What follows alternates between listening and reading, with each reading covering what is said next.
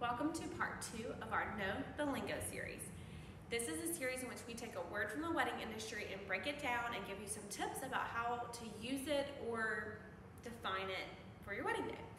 Today's word is the exact opposite of the first word, which was processional, and that is when you walk into the wedding ceremony. Today's word is recessional, which is the order in which everyone leaves the ceremony. This is going to start in reverse order of how everybody walked in. So if the bride is the last one in, the bride and the groom will be the first ones out, followed by your flower girl and your ring bearer, and then your maid of honor and your best man, so on and so forth to the end of your bridal party, the ones that are standing with you. And then next would come any honorary bridesmaids, whoever came in before the bridal party, and then the parents and grandparents. So pro tip number 1, when you are leaving the ceremony, you're going to want to stop in the middle and kiss, spin, dance, whatever you want to do to celebrate, because those are some really great photos that your photographer can get while you are celebrating and everyone's standing up and cheering and clapping and all of that.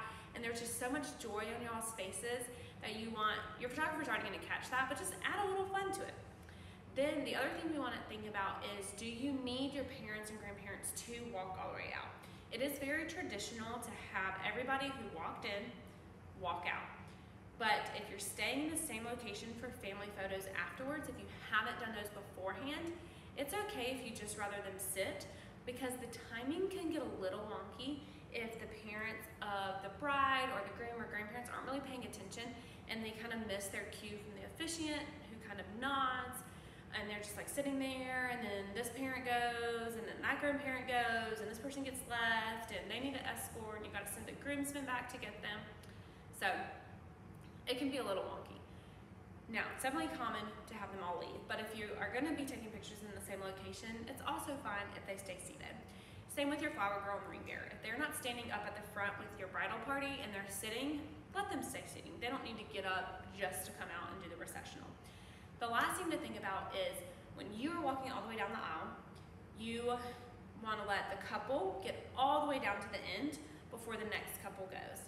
So I like to recommend the next couple can go ahead and step to the middle, because they're going to be hidden behind the bride and groom and it doesn't really matter.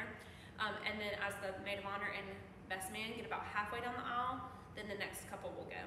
And you want to take a step in as the couple in front of you leaves.